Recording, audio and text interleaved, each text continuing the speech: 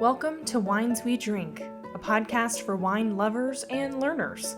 I'm Charlotte Norsworthy, and together with my counterpart Keith Herndon, we'll be exploring a new wine each week. Keith is a lover of wine, and I am a learner of wine. We hope you'll learn and sip along with us too.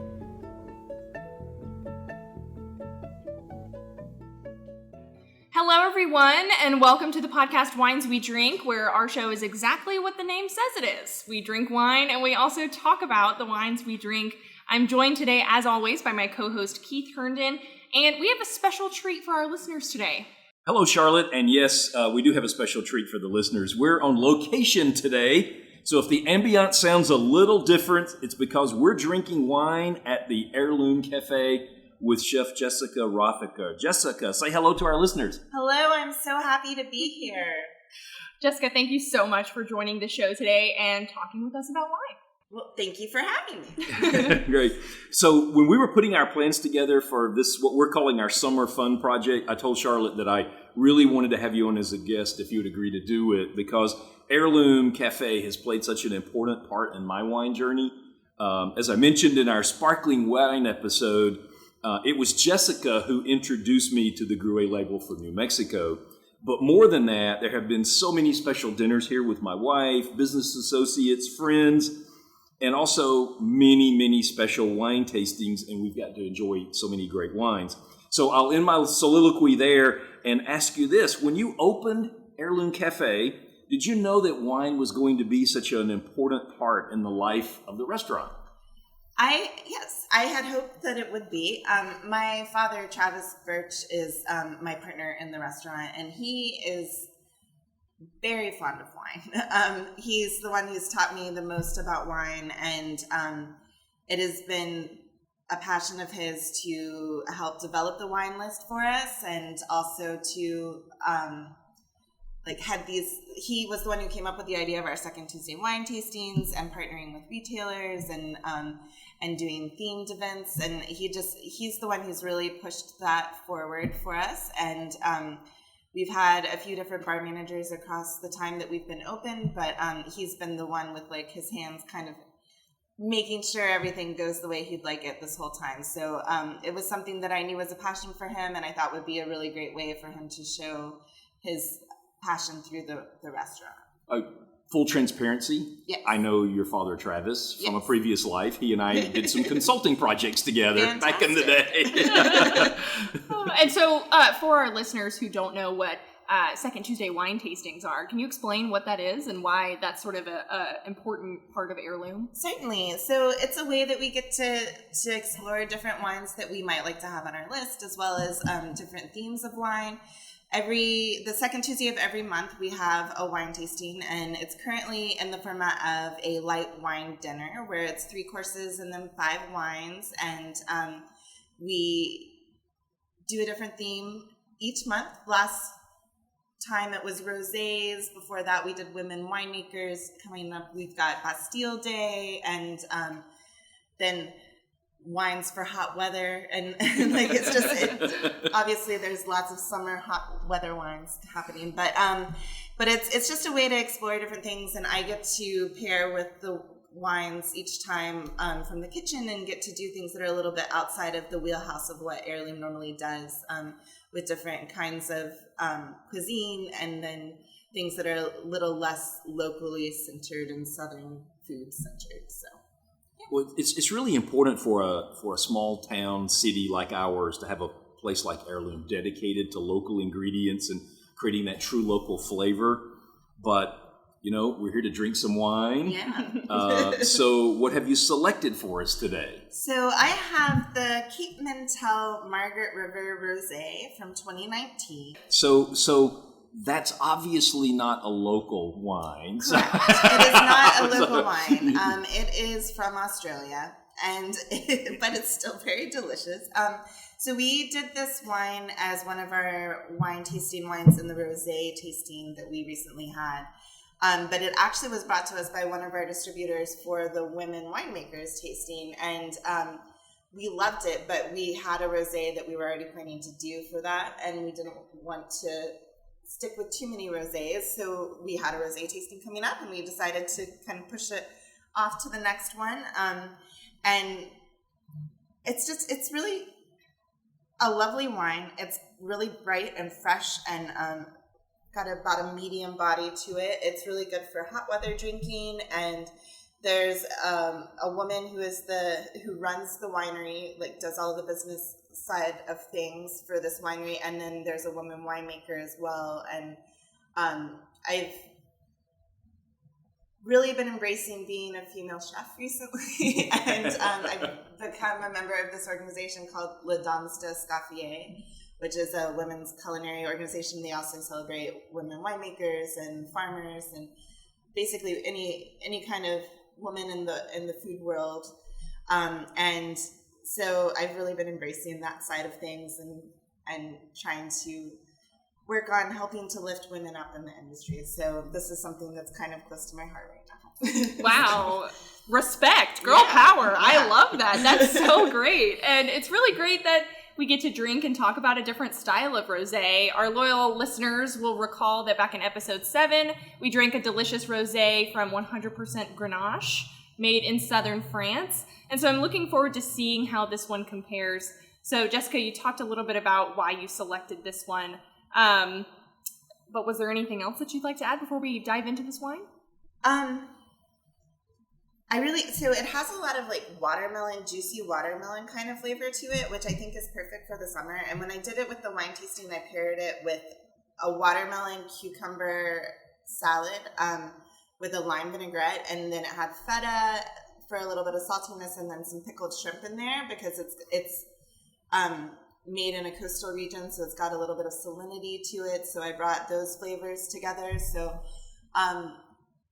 it is definitely a blend, and it's not, I would say Shiraz is what it has the most of in it, but it has a lot of other things to it as well. And it's all about experimenting and having fun when they make the wine, and I feel like that's kind of what I'm doing with the food. And so I don't know, it just feels like it's my kind of wine. That's great. Well, Charlotte knows this, but I'm not sure you do, Jessica. I did my PhD through Curtin University in Perth in Western Australia, and I spent some time down under.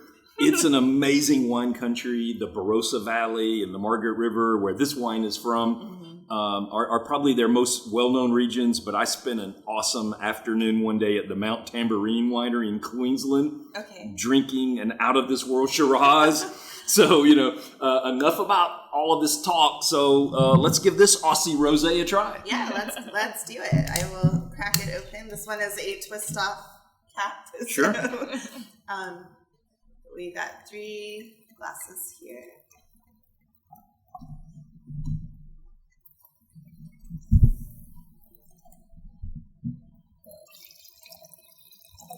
So as you're pouring this is a really nice color, but I think you would say that this one is a tad pinker than the one that we drank earlier in episode 7, wouldn't you think? Yeah, I totally agree. It's pinky, it's golden, it's quite a beautiful hue. I mean, I could stare at it for quite a long time. Yeah, it's got kind of a rose gold color to it. That's the best, that is the perfect description. Oh, rose gold. I like that. Yeah. Yeah, I like it. Rosé gold. Rosé gold, that'll be the new trend in jewelry. Rosé gold, right. So let's have a sip. Okay, cheers.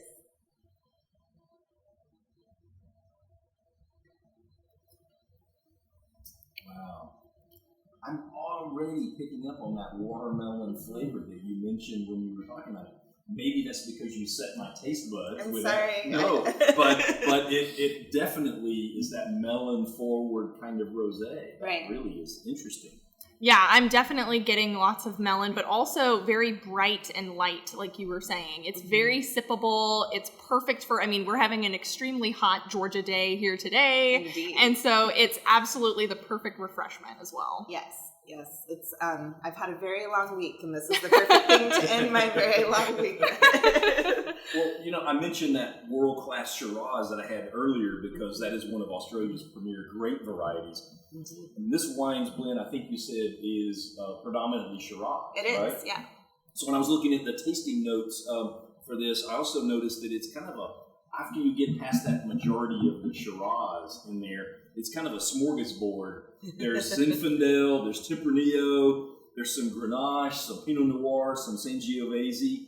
I'm sometimes skeptical when I read wines that takes that kitchen sink approach, but man, this one works. Yeah, I think that it can be a little bit off-putting when there's so many different wine varietals in there, but I feel like when they made these choices, they were being very intentional about which ones they put in, and they did a great job of picking out the right flavors and just the right texture and body, and great job.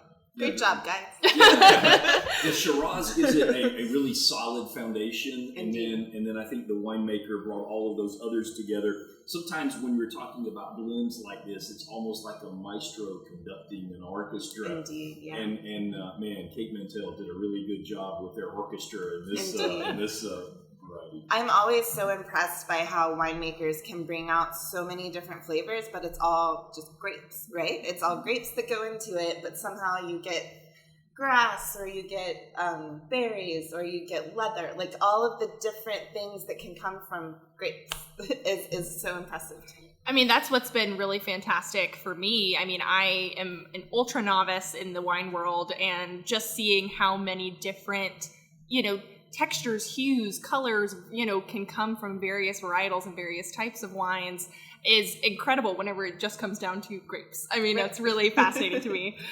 So you mentioned that you selected this one because you really like pink wine. I love pink wine. Are you seeing more of your restaurant's customers order rosé?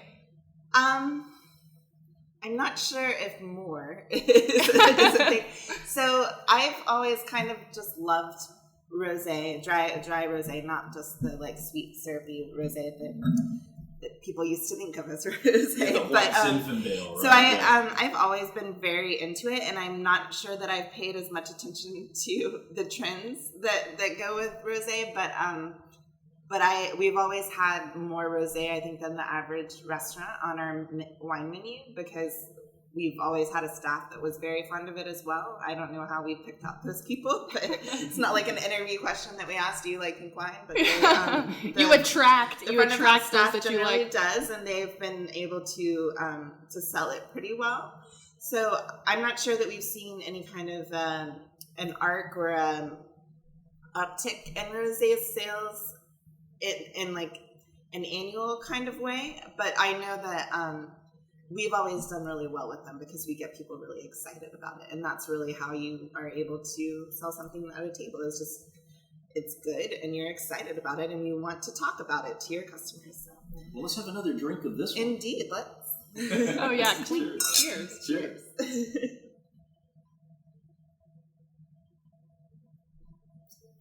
There's a really nice soft finish to this wine. There's some acid there. There's some citric. Yeah. Some citrus, I guess is what I would say, coming through. But it's a very palate pleasing summer sipper. Definitely. I could drink a lot of this on a back porch in the evening, like listening to the crickets and seeing the lightning bugs come out. It's perfect for that. So Jessica, I'm really curious to hear more about your process for figuring out how to pair certain wines with certain foods. You described how you paired this rosé with a beautiful watermelon deliciousness. And so I want to hear more about how do you think about what is going to taste good with the wine? So I try to think about both what you have on the nose when you smell the wine before you drink it, and also what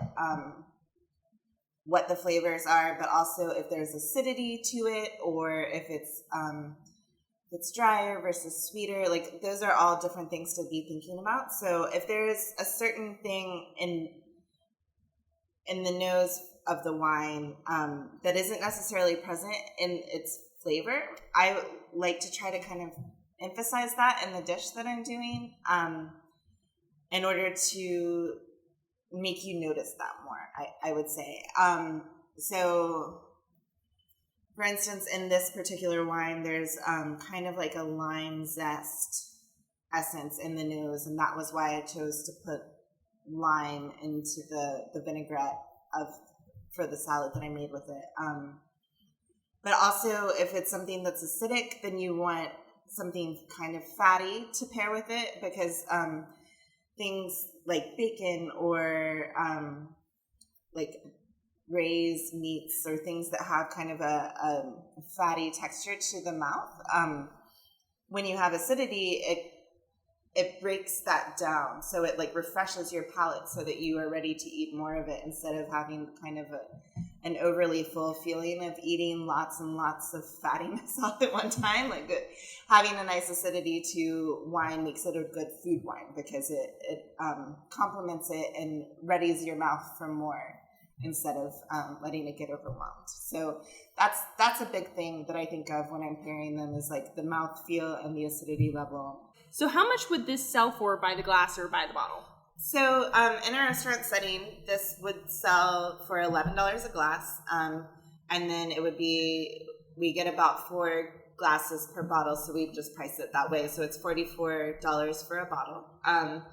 And margins are a little different in a restaurant setting than they would be in a retail setting, but yeah. Right. So, but I think in terms of, having this, with a nice dinner, with your, like, almost as an aperitif with your salad course. Indeed, or something like that would be great. So I was, as we were talking here, I was really looking this wine up on the Vivino app, and, the users really like the 2018 vintage, right? It ranked as a top 5% in the world.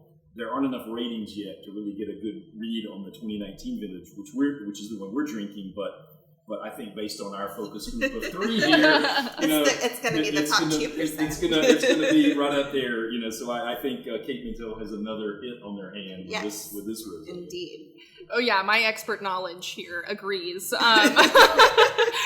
So Jessica, we can't thank you enough for being such a wonderful host for us today at Heirloom Cafe. This has been such an outstanding field trip for the Wines We Drink podcast. Oh, I'm so glad that you came and joined me here, and thank you for inviting me to be on your show.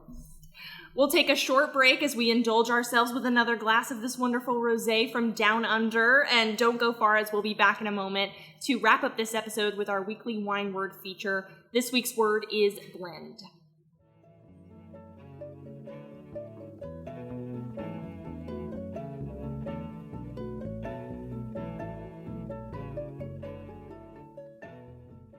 Welcome back to today's episode. Our wine word this week is blend, which seems to be what we were just talking about with the wine we were drinking today. So Keith, why is blend this week's wine word? Well, it definitely was a delicious blend, and I just want to give a shout out back to Jessica and Heirloom Cafe for hosting us on our first field trip of Wines We Drink. Perhaps if we're back for season 2, we can do some more field trips. I'm so down. So, yes, Charlotte, I had chosen today's wine word before I learned about Jessica's selection, but the word certainly applies to today's wine, but it also describes the wine that we're going to be drinking next week. Put very simply in the wine world, the word blend means that the wine is made from more than one grape varietal. Winemakers blend different varieties of grapes because they want to take advantage of the different characteristics, to create something that you can't get from a single grape. They may want a more complex structure, or they may want to bring out a different aroma or soften the tannins or enhance the acid or decrease the acid. So think of the winemaker as a painter who might use blue and yellow paints to create green. Well, blending wine is an art form that allows for all sorts of wonderful end products that you just can't get from a single grape. We tasted one today. It was certainly a blend of several different grapes. I mean, Shiraz was the foundation. The Kate Mintel Rosé that we were drinking was 58% Shiraz, but then the other 40+% of that was a blend of several different grapes. And then we're going to be tasting one again next week. Wow, I love the analogy of it being a painting. So the idea behind blending is to improve quality, right? Is that what I'm hearing? Yeah, I think yes and no. If a winemaker finds some grapes to be of lesser quality, they could certainly be blended with other grapes to offset that. One thing that has happened in the past when there's been these fires out in California and some of the grapes have been smoke tainted, there have been some winemakers that have not wanted to trash that entire harvest. So they have blended and blended and blended to try to just decrease that smoke taint to the point that it's not noticeable and still be able to use some of those grapes. But I think in most cases, it's not winemakers trying to offset something or hide something. In most cases, the winemakers are using blending techniques to increase the complexity of wines. And I think they want to give us wines that we didn't know we needed until we taste them, right? You know, a lot of listeners fall into the category that we've talked about all season on the show as learners. And so I want to encourage learners out there to explore blends and not always go for the single varietal, the Pinot Noir that's on the label or the Chardonnay. After all, some of the best wines in the world are blends. Think about the elegant French Bordeauxs. Those are almost always some combination of 2, 3, or 4 of these 5 grapes. Cabernet Sauvignon, Merlot, Cabernet Franc, Malbec, and Petit Verdot. So also keep in mind that not all blends list their grapes on the label. But if you see that it's a red blend or a white blend, you can typically then go to that winery's website or find some tasting notes out there or another review or somebody that's interviewed the winemaker with a little homework. You can typically find, what's in the bottle. Wow. Well, thanks again, Keith. Can you believe that next week is our last episode for this summer season of Wines We Drink? I know I've joked about our case of 12 episodes this summer, but you're right. It's hard to believe that we finished the case next week. Well, I'm looking forward to doing this one more time and drinking a bottle of that wonderful blend you've hinted at. Yes, we're going back to Napa Valley for a red blend that I call my house wine. Wow. Well, if it's your house wine, then it's got to be delicious. So we'll see you next week, Keith. Thanks, everyone. Thanks, Charlotte. Thanks for listening to Wines We Drink. Listen to our other episodes anywhere you get your podcasts. And follow us on Twitter @WinesWeDrink and Instagram @TheWinesWeDrink. Cheers.